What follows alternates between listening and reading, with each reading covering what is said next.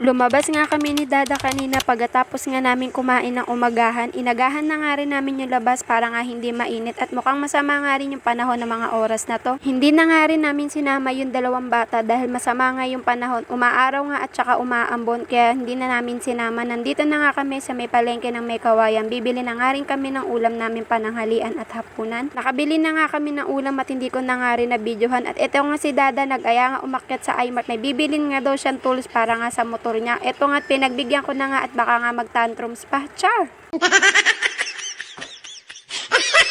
Sakto nga nakita ko tong glue stick kaya binili ko na nga rin. Sa tagal nga ni Dada maghanap ng kailangan niya kung ano-ano na nga yung nakuha ko. Kumuha na nga rin ako ng upuan dito mga besi para nga pag naglalaba ako hindi nga ako nahihirapan. Nag-ikot-ikot pa nga siya at baka nga makita niya yung hinahanap niya pero iba nga yung nakita niya hindi naman dapat bilhin, nabili niya na nga rin. Ang hindi niya nga nakita yung mga bibili niya, eto nga nakabili na nga rin ako ng tabla at pagkatapos nga nung bumaba na nga rin kami, pupunta nga kami nito ng Budget King para nga mag-grocery na pagkain ng dalawang bata. Dahil mahaba nga yung pila doon, lumipat na nga lang din kami sa may Pure Gold Banga. Dito na nga lang din kami mamimili.